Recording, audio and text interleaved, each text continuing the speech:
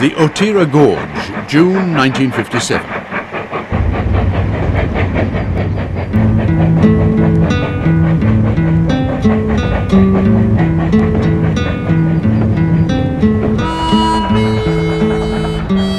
In these middle years of the 20th century, everywhere in New Zealand, a steam train's a familiar, friendly sight. An elemental force at large, as much a part of the landscape as a dust storm in Otago or a westerly sweeping the Waimarino Plateau. An occupying force, challenging a race to the next level prospect. Exciting journeys to far-off places, with soot in your eyes if you lean out of the window. Stale-smelling stations, drinking coffee made with mustard and watching the engine take water. Searing summer days on the main trunk line with the fireman up front on 2 bob an hour. He went from Taihape to Paicock, and they had to shovel 5 tonne of coal going down and 5 tonne of coal coming back.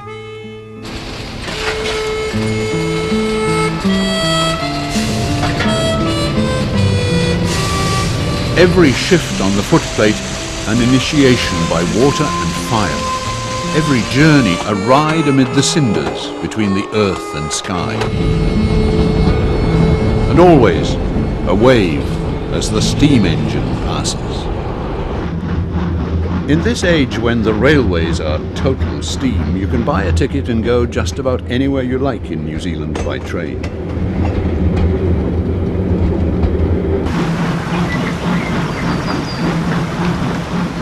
All around the country, wherever there's a railway line, be it a remote valley or a busy shunting yard, the steam railway attracts interest. From the passenger station, you'd see not only people, but you'd see mail and you'd see parcels. And you'd see people around the station doing that sort of thing. At a place like, say, Stratford or Oamaru or Gore or something like that. And there'd be the rush of activity around the Daily Express or Twice Daily Express. Out in the goods yard, you'd see lots of activity because during the night, all the freight and consumer goods and so on for the district would have come in. All the stock for the freezing works, all that sort of thing, that was all carried on the trains. All the produce? Yes, all the manure and everything like that came in on the train. All the flour for the bakehouse, it all came on the train. For many travellers in New Zealand in this age, it's the railways emanating from Greymouth on the South Island west coast that are the most fascinating. In the 1950s, Greymouth, with its busy port, is a town that's still dedicated to the traditional exports of timber and coal, and life has gone on here in much the same way since the last century.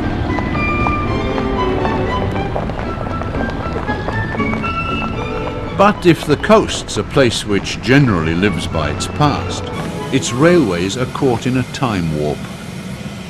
UB330's a Baldwin, one of the last of her kind in the Dominion.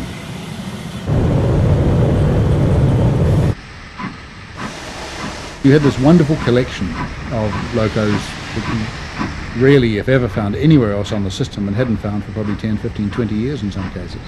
And they were still doing a useful job there, but a little like people as they get into their 60s or so on, they perhaps didn't do quite such a long a day as they used to. 330 heads mixed train 835 bound for Ross.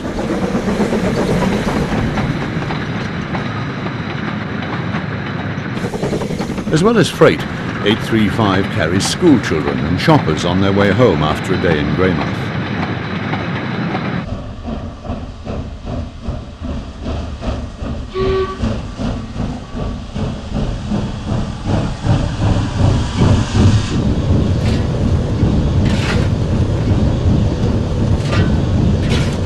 Stopping at all stations, train 835's a typical mixed that runs not so much to a timetable as a rhythm of life.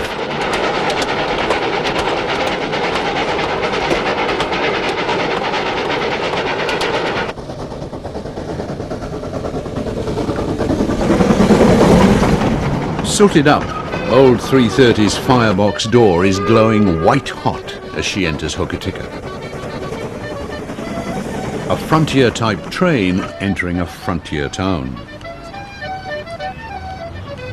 It all seems so appropriate, for where else except here on the west coast would you think nothing of boarding a train headed by veteran engines designed back in the pioneering times.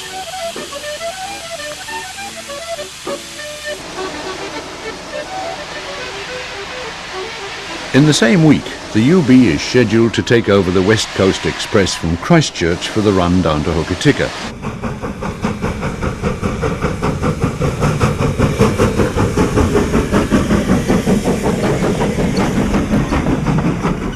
A busy afternoon on the branch. The express will make a crossing at Kumara Junction with the upmixed from Ross, headed by UC 370.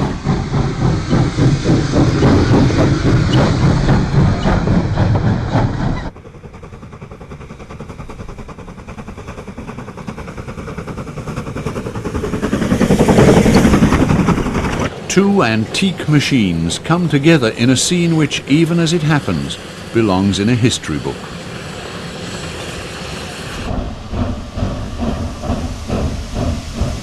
It's a far cry from her early years of glory, but in these last days of service, 330 revives an age when the Baldwin was the smartest engine on the railways.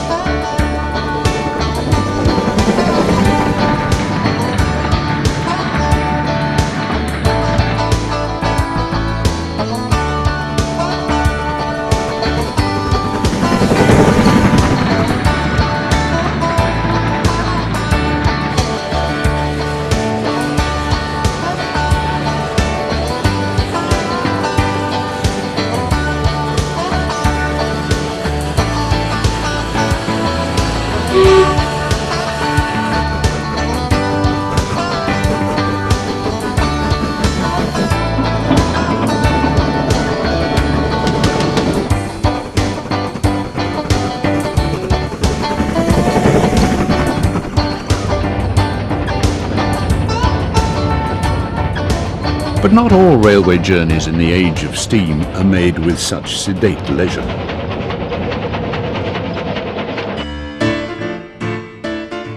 Making its daily 369-mile dash in each direction over the hills and plains between Invercargill and Christchurch, the South Island Limited Express is one of the fastest steam services on the 3'6" gauge anywhere in the world.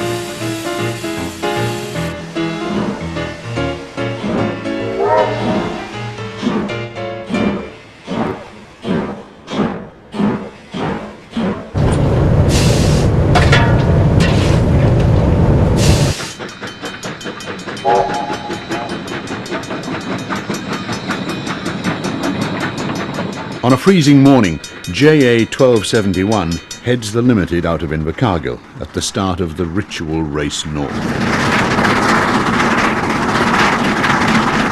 This is steam railroading at its finest, with the trains serving communities along the way.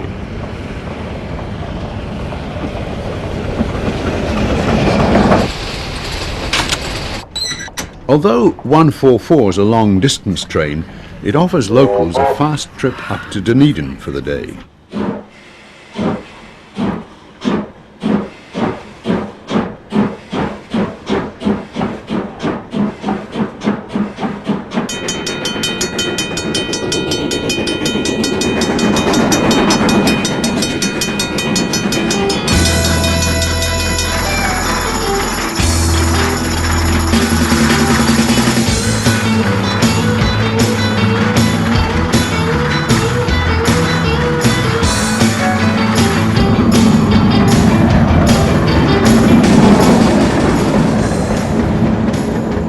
With frequent station stops along the way, New Zealand Railways have never needed water troughs, and 1271's tank is topped up while 144 pauses for passengers at Gore.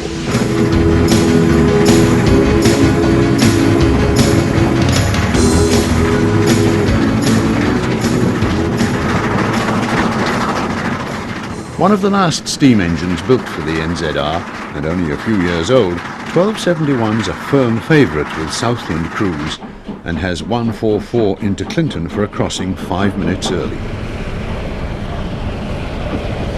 On the journey, the Limited calls at 9 stations, and at 5 of these, passengers have time to sample the delights of Railway's catering division, while the engine, of course, takes water.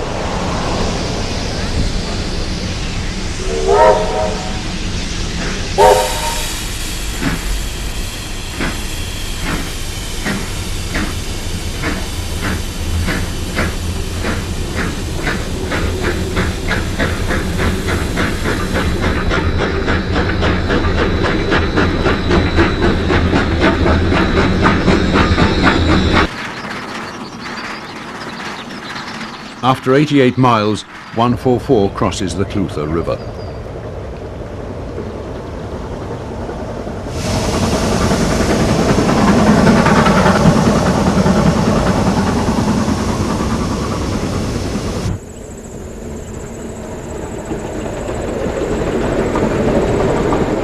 Passing Lake Waihola, the express nears the end of the first leg through to Christchurch.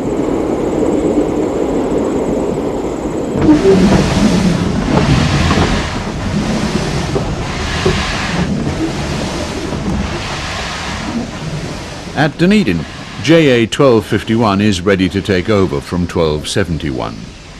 Since 1949, following the introduction of these speedy engines, the overall journey time has been cut to 11 hours 20 minutes.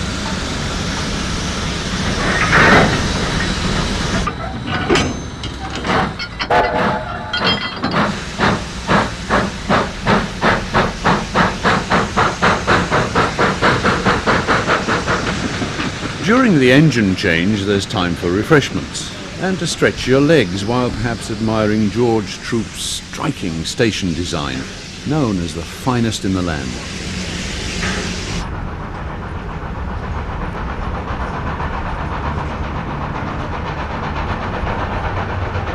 With her 9-car load, 1251's driver soon sets a fast pace out of Dunedin and past Otago Harbour, as there's not much time to get warmed up before the steep climb up above Port Chalmers and the infamous Mihiwaka Bank.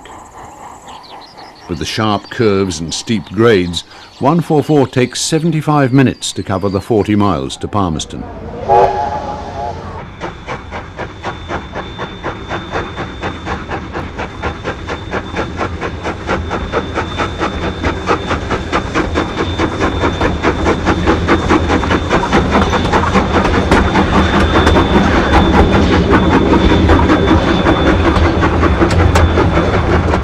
Just up the coast from Palmerston, 144 takes the siding at Katiki for the regular crossing with opposite number 143, the southbound Limited.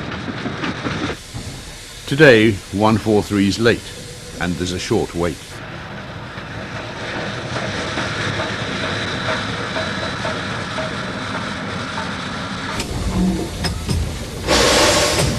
At the crossing, an Oamaru crew takes over, and 143's guard will return to Christchurch.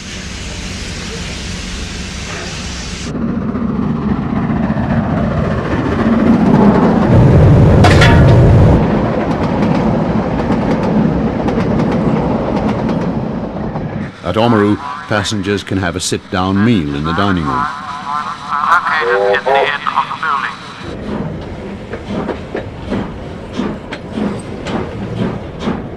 At holiday time, 144 often loads to 15 cars, and depending on passenger demand, carriages are even added en route. Ahead of 1265, it's mainly level for the 150-mile race over the Canterbury Plains, where the JAs have made the fastest runs ever recorded in New Zealand.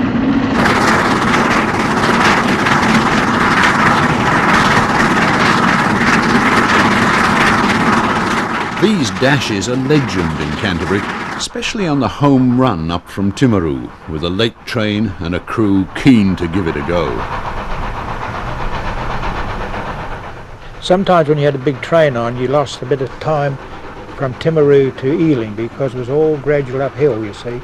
But once you got to Ealing, you got a downhill run then right down to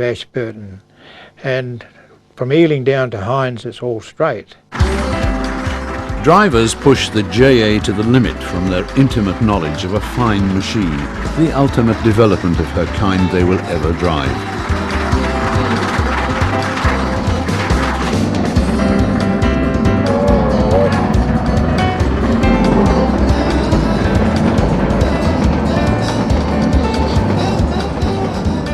Over the years, there have been many stories about high-speed runs for the JA.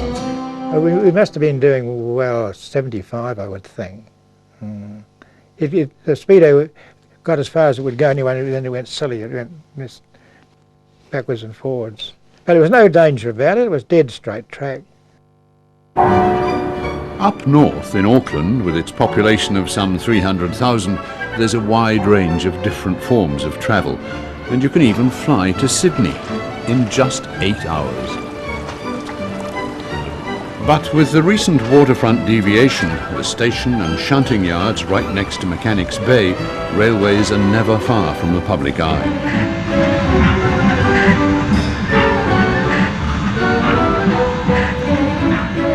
In the heyday of steam, Auckland's a very busy place.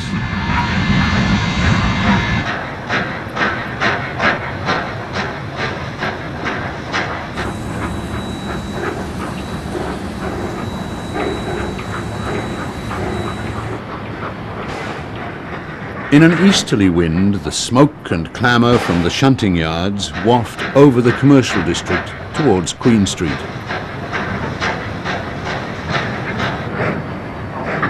Connecting with rail and ferry services, in the early 50s you can still take a tram car anywhere you want around Auckland. To Queen Street via Karangahape Road. To the Civic, maybe to see Snow White and the Seven Dwarfs, a special school holiday release. To the railway station via Wellesley Street. To Avondale via Parnell. To Meadowbank via Parnell. And where you can't go by tram, you can take the train, north to Waitakere or out to Papakura.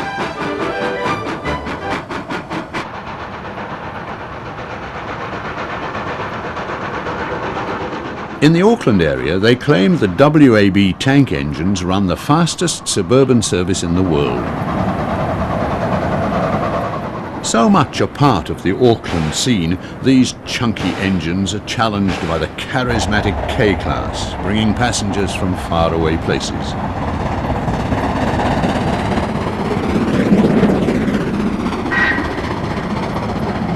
And yet the regular comings and goings of the WAB engines seem to assure that all's well in the world.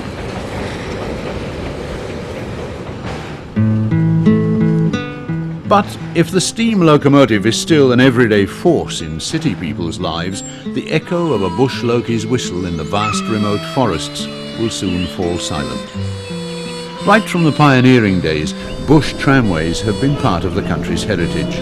And after nearly a century since the Brownlee family introduced the first steam tram, they will soon run the last. Among an extensive network of other trams from Ruru on the South Island west coast, Brownlee's tramway penetrates the rugged mountain regions of the Hochstetter and the Kopera, making a final assault on the forest near Lake Haupiri.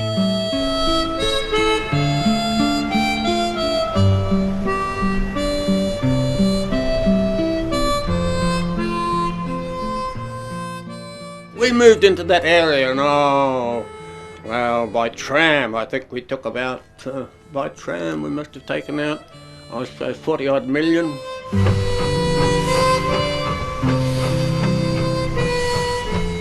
They'd go away at 6 o'clock in the morning, loco, you could put your watch on them, going away at 6 o'clock every morning, up the old Ruru Hill. They'd get back about 2:30, 3 o'clock in the afternoon. Real faithfuls we had, coasters. Feeling its way over the uneven rails, in many parts covered by grass, a ride on the little Barclay Loki out to the bush must be one of the slowest and roughest railway journeys you could experience. Like many logging operations, the tram's a masterpiece of Kiwi ingenuity and innovative do-it-yourself engineering. The Barclays firebox burns wood or coal, and there's plenty of fresh water to help make steam. As the journey progresses, rimu and beech trees crowd in around the line.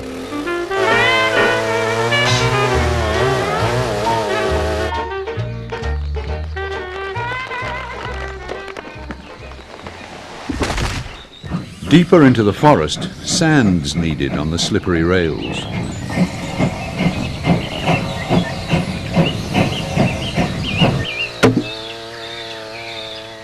At the railhead, the bogies are separated out according to the size of logs they'll be carrying. The trimmed logs have been towed here by a log hauler with a dragline and are loaded with the help of a spar tree beside the tram.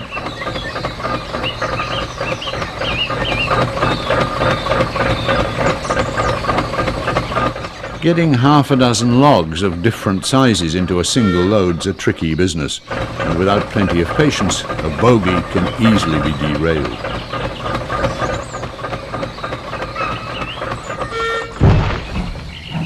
Soon, this region will all be felled, and with the lifting of the rails, Brownlee's long association with the bush tram era will be over.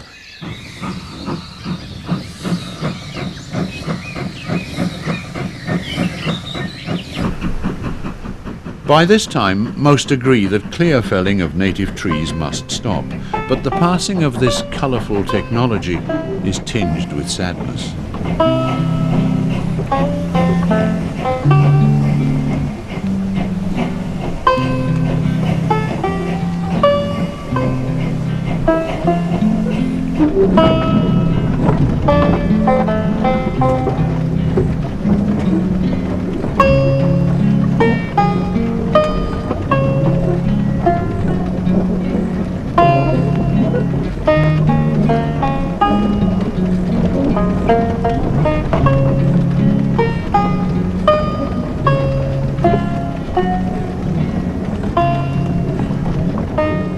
Although it's the end for private bush trams, on public railways, steam will soldier on for more than a decade.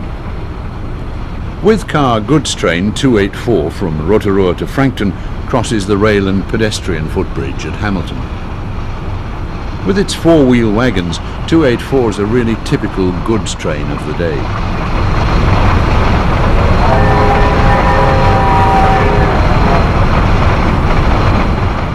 Bringing up the rear, the carriage is a handy way to get around the country and is a common feature of freight trains marshalled at Frankton.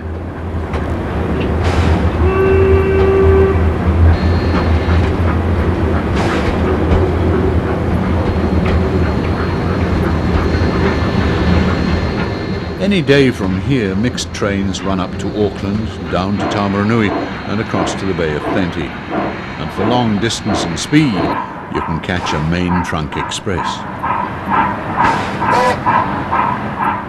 But since the Great Depression, it's known that many unofficial journeys have begun and ended in these yards by passengers with less formal travel plans.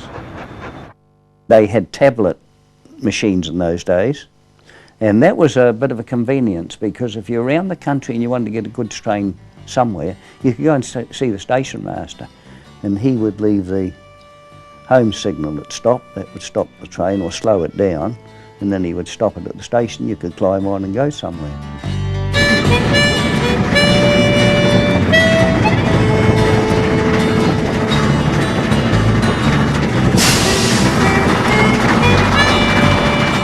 With car goods 281 to Tauranga arrives at Pairoa, where it'll need to be reversed before carrying on its way. Well, the main line at Pairoa was oriented for traffic that was moving from Auckland to Thames, because that was originally the main route. There was an Auckland to Thames Express. And there was this line that wandered off down the Karangahaki Gorge to Tauranga. And that in some senses was a spur, a late addition to the Auckland to Thames line. But as the Bay of Plenty grew and became more productive, and especially as Mount Maunganui was established, the branch line overtook the main line, and Thames became the branch, and the other one became the main. With a new engine at the other end and the carriage swapped around, the J, which has brought 281 from Frankton, is turned and placed on the rear.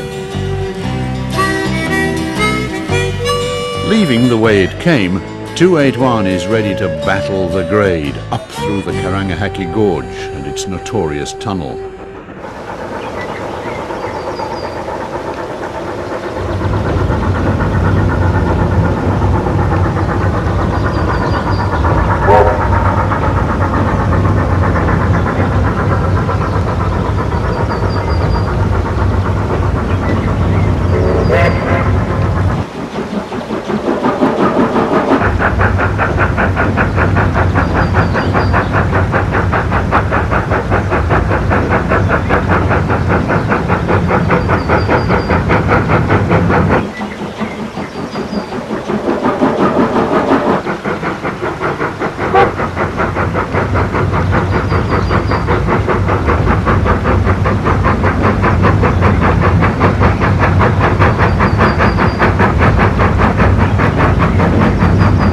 The minutes fighting the steep grade in the long tunnel amid choking fumes have seemed an eternity for engine crew and passengers alike, and they relish the fresh air when 281 draws to a halt clear of the tunnel to uncouple the banking engine at the rear, which then returns to Pyro.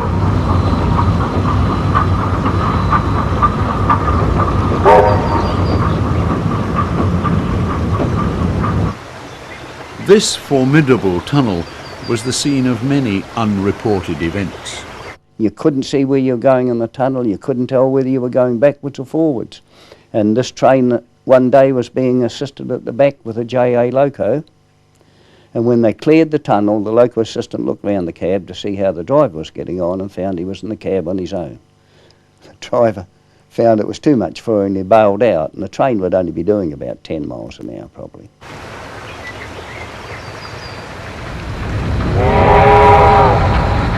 At Waikino, they're tearing down the famous old gold battery. 281's part of the old order, and like the gold stampers of the Waihi district, the humble mixed train will also pass into history.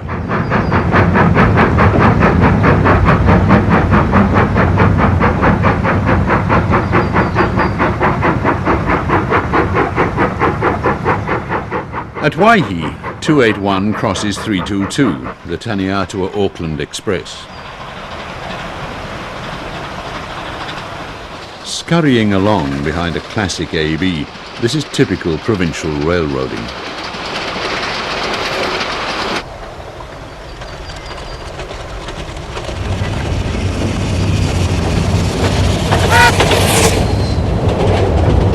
At Pyroa, AB 714 will be turned before heading this afternoon's express back down the line to Taniatua. Backing on the other end, a JB oil burner will take 322 on to Frankton.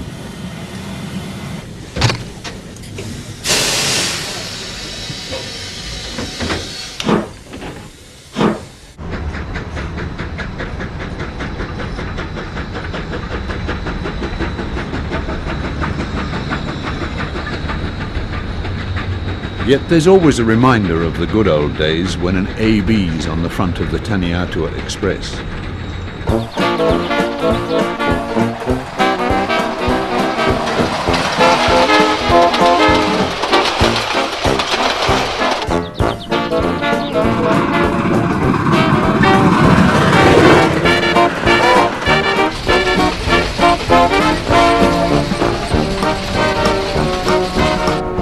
Around 2:20, grubby 1222 arrives, its parched passengers thirsting for Pyro's famous soft drink.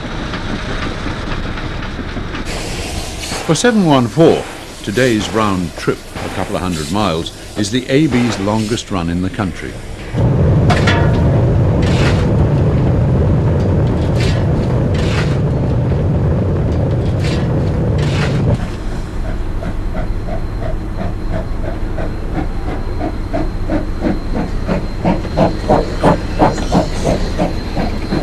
Leaving Pyroa, 714 flies the flag for her kind, and all those noble trains called the Provincial Express.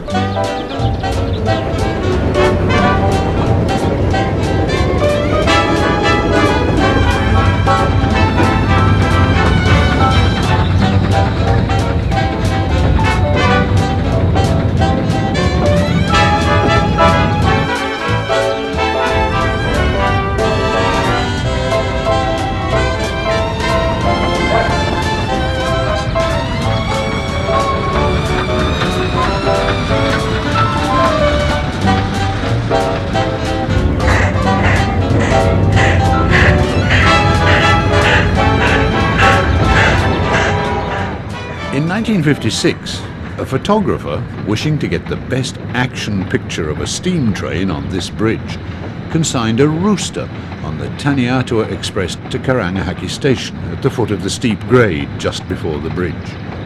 It happened the AB had a full load, and after stopping only for the bird, the train barely made it through the long, stifling tunnel.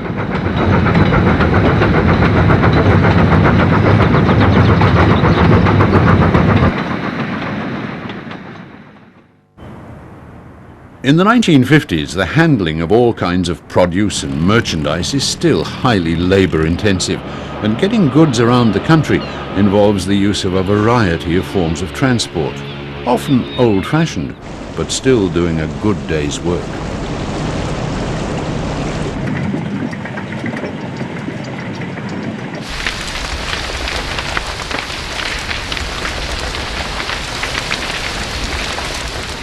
In the past decade, there have been signs of modernisation, and motor trucks now carry goods over short and medium distances in the countryside. But with historic links woven with the prosperity of country areas, the branch railway still soldiers on. And in the local communities, life has remained unchanged in many parts of rural New Zealand for the past 40 years.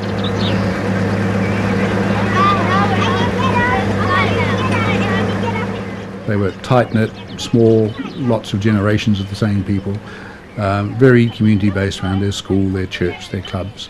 And the rural railway, or the railway in the rural scene, fitted into that context in the 50s.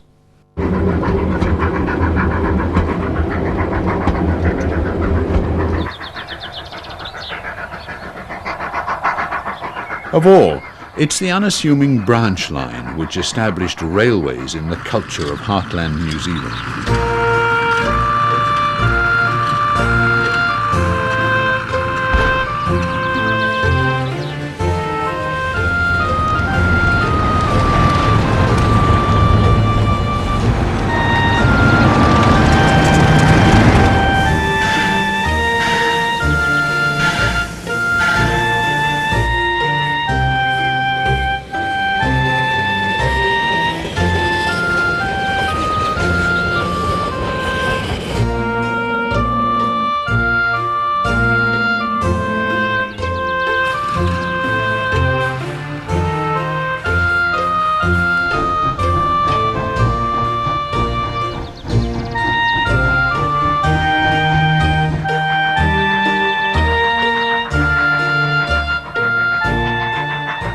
Over decades of yearly cycles of seasonal activities, the local railway station has become part of the everyday life of the farmer.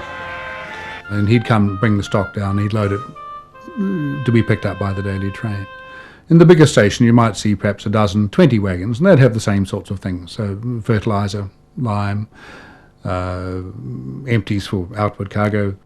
There was the guard who was the really responsible one, because he was in charge. He had to know what had to be shunted off where. He had a van full of freight of, even a case of fruit or something like that might be going, 100 miles sort of style. And dogs, they carried dogs too in the train.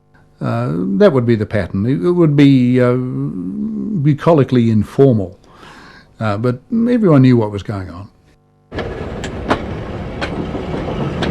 Life up the line has its own sense of fair play.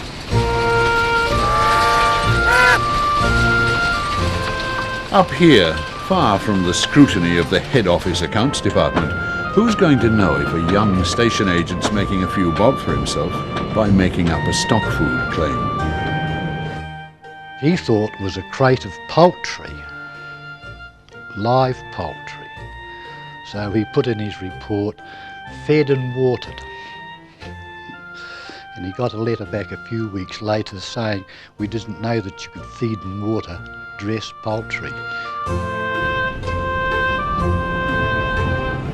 Usually a train a day or 3 trains a week, the traffic of fertiliser, livestock and grain is remarkably predictable. And after a lush spring, it's a good guess where there's more hay to be made, in a paddock or along the line.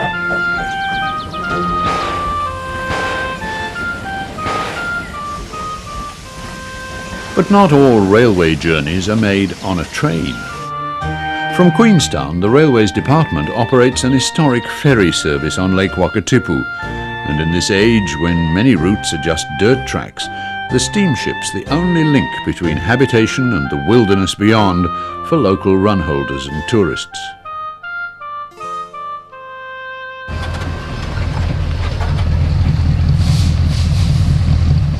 On a busy morning at Queenstown, the steamer Earnslaw loads cargo and passengers for a trip to Glenorchy.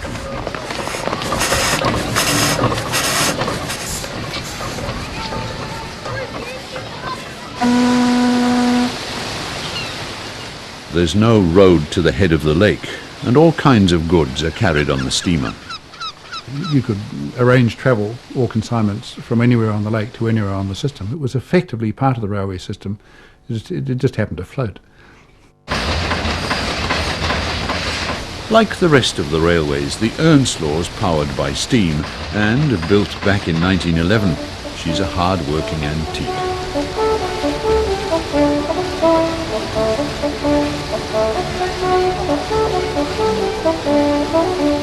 The breathtaking scenery makes the cruise on Lake Wakatipu one of New Zealand's most spectacular railway journeys.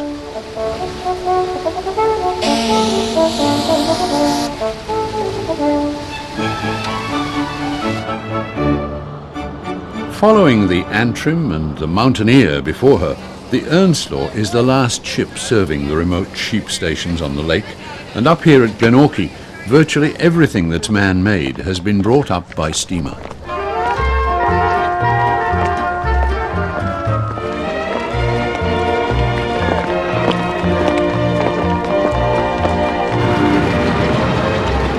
In 1954, from Glenorchy, the bus ride to Paradise is about as far away as you can get from anywhere.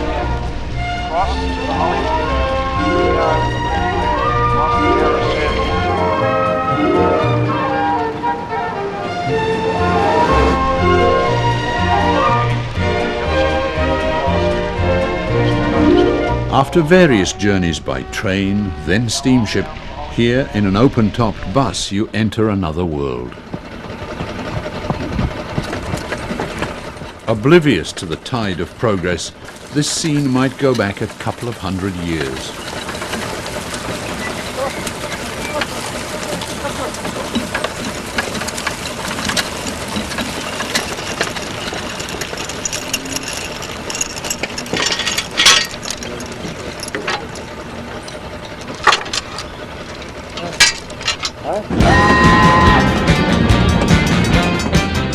Passing through Palmerston North Square, the sounds of steam mingle with the nearby jukeboxes of an adolescent country.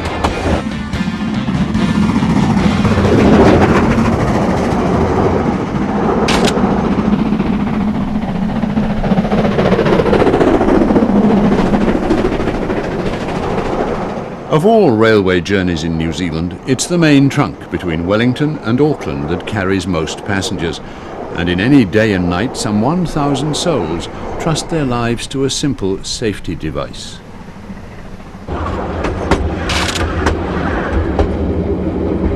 At over 50 stations, tablets are exchanged, allowing trains onto the next section of single line.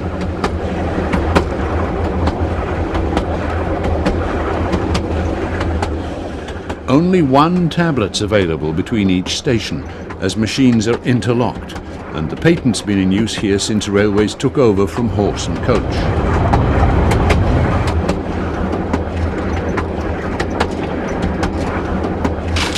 The system's fail-safe. My brother-in-law was driving a steam train in North Island many years ago, and he could see smoke from round the hill, and he knew that was another train coming the other way. And fortunately they didn't collide, but he got out and the other engine driver said, "What are you doing here?" My brother-in-law said, "Well, here I am, here's the tablet." And the other fella had a note from some idiot station agent. He couldn't get a tablet out the machine. Well, of course he couldn't, because there was one issued at the other end, so he'd written out a piece of paper authorising this fella to go without the tablet. In using tablets, like relays of Olympic torchbearers, to protect the endless expresses on the trunk, lies the charm and simplicity of the way things are done in the steam age.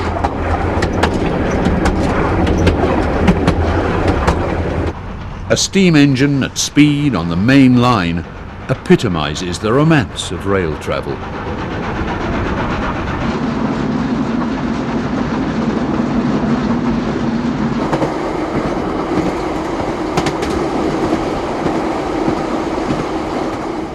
Passengers on expresses wheeling through the small Waikato town of Ngaruawahia mightn't have had time to notice the BB loco shunting a train for the Wilton Colliery. Yet for students of industrial archaeology, coal railways offer rewarding finds.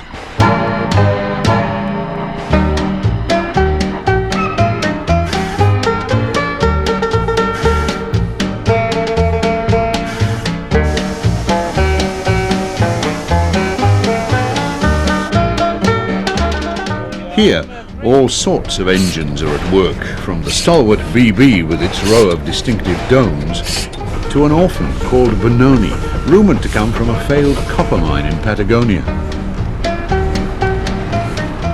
These railways of the Waikato coalfields, sprawling west of the main trunk line into the foothills from Ngaruawahia and Huntly, make up a complex network of branch lines, spurs and sidings.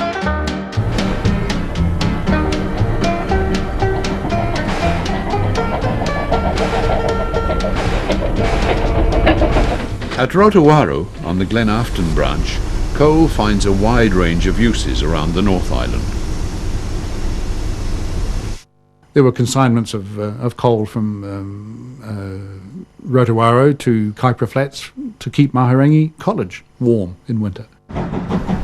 Like bush trams, coal railways make do with well-worn old machinery, and in this Wild West spirit, nobody's too concerned about catching a mixed train up to Pukamiro with a wagon of explosives behind a sparky BB.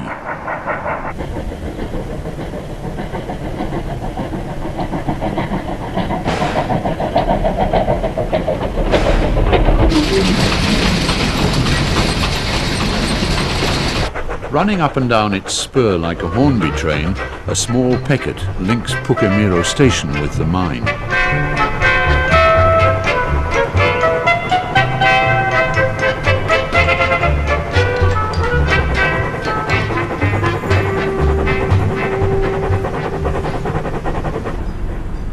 Pottering about all day is an easy life for a little engine, unlike the slog facing BBs on the branch up to Pukamiro.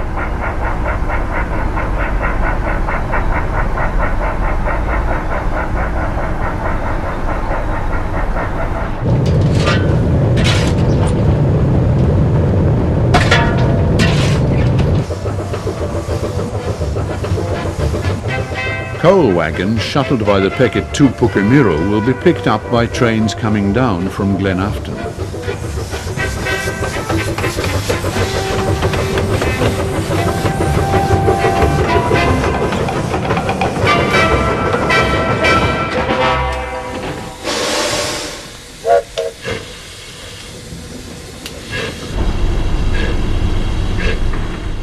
Out of Pukamiro, it's all 1 in 50 for the final climb up to Glenafton, and the BB is master of this work.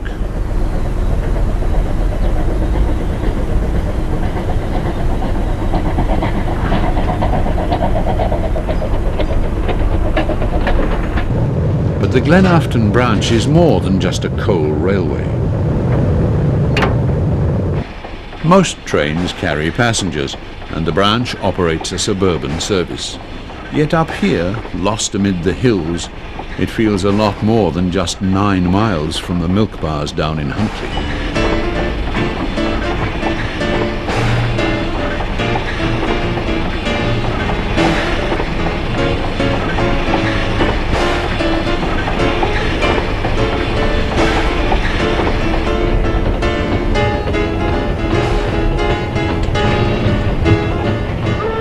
Miners start work early and knock off early, and twice a day the Pukamiro Peket becomes an important passenger engine.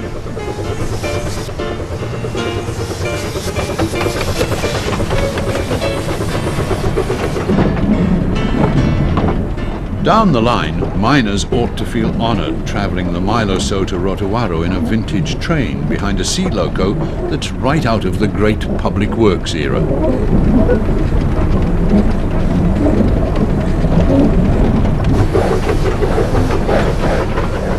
In the orderly routine of a miner's life, the meeting of little trains with the 4:05 from Glenafton is a ritual going back to early days on the branch. And after the dangers of a mine, who's worried about jumping from a moving train? The good Kiwi joker would always take on a bit of a challenge like that, and if it meant you got away from work 25 seconds earlier, well, no, it was a risk, it was a bit of sport, it was a bit of fun, and until somebody fell off and got squashed, he kept doing it. With the bars closing in Huntly at 6, the 4:05 had better not be late.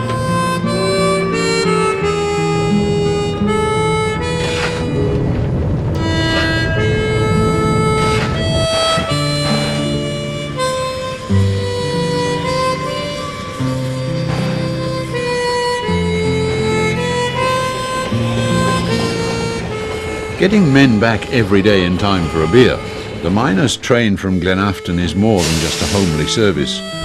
With the insatiable demand for energy, the coal railway continues to play a vital role in the nation's economy and remains an essential part of the culture of Back Blocks New Zealand.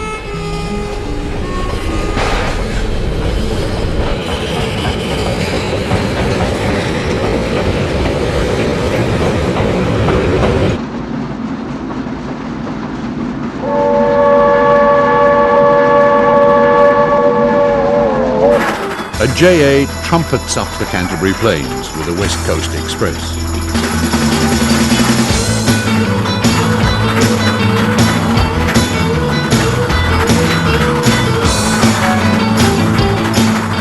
Known since the 1920s as the Transalpine route, of all railways in New Zealand, the 150-mile Midland line connecting Christchurch with Greymouth is the most famous.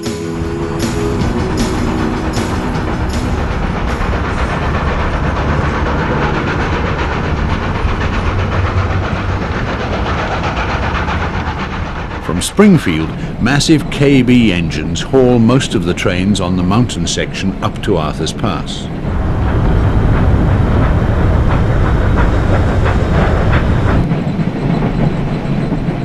From Staircase, through 15 tunnels and over high viaducts, the railway ducks and dives through gorges and ravines before reaching the Alpine Plateau.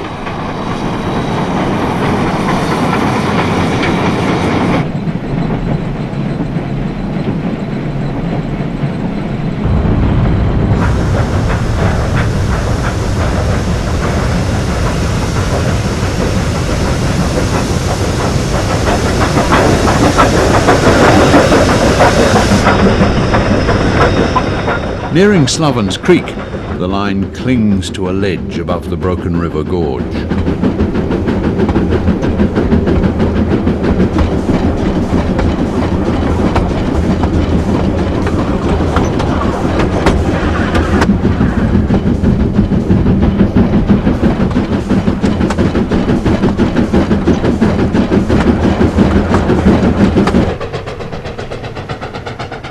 Up here in the Southern Alps, you can feel the affinity between the hard landscape and the rugged engines which confront it.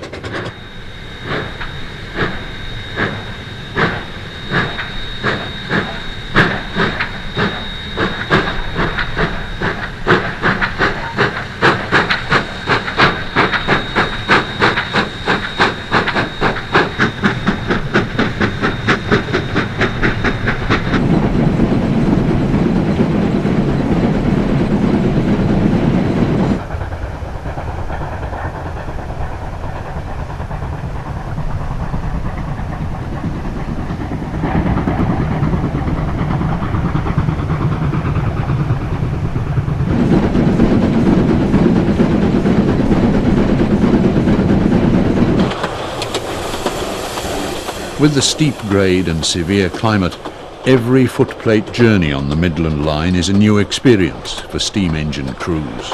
About 4 o'clock in the afternoon, they put another engine in front of our KB. It was a G, I think, a G-class locomotive with another crew. And the sun was just setting, and we blazed into the snow, you see, to clear the track. And it's the most magnificent sight I've ever seen. The front engine was acting as a snow plough, and it sent these two big plumes of snow, one on each side up, and we were looking through it, through the snow at the sunset.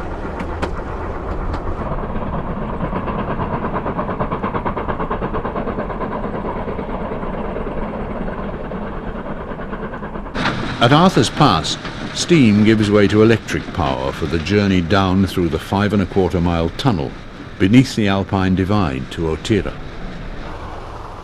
Up at places like Mount White, life has remained unchanged since before the railway was put through.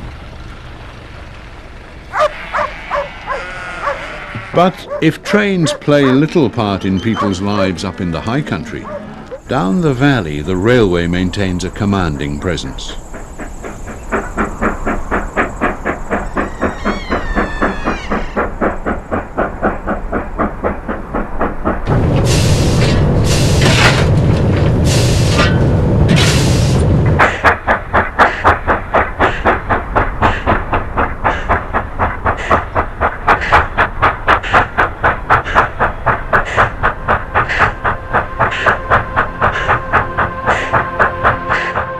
As they battle the long 1 in 65 grade of the Cass Bank, coal trains from the west coast provide an unforgettable spectacle of steam in the landscape.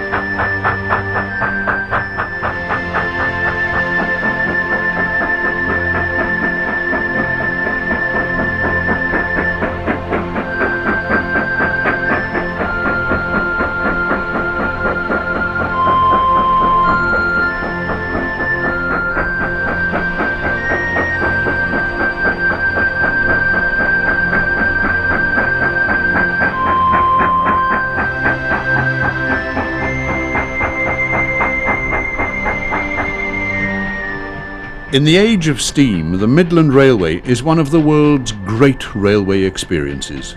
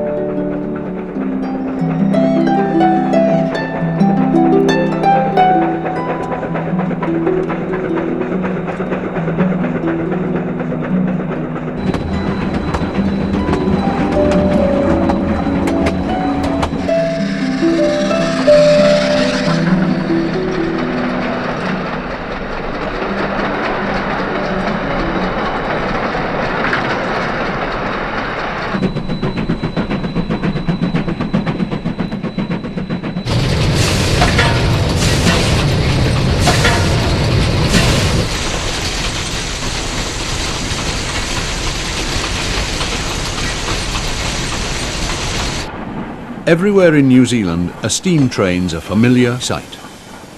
An elemental force at large.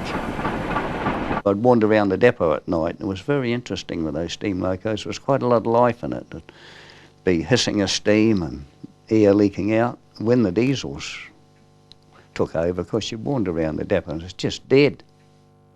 A steam locomotive, you feed it, you water it, you drive it, and it responds by looking if it's going, and it does, and by sounding if it's going, which it does. And I think it's the combination of all the visual and oral senses, plus a certain romantic tradition. You roll all that together, yes.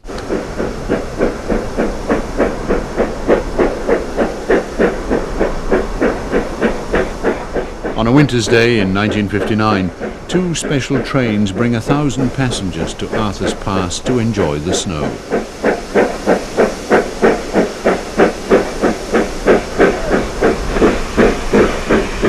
On the final all-out assault on the grade up to the pass, with safety valves blowing defiantly, the KBs turn on an awesome display of total steam.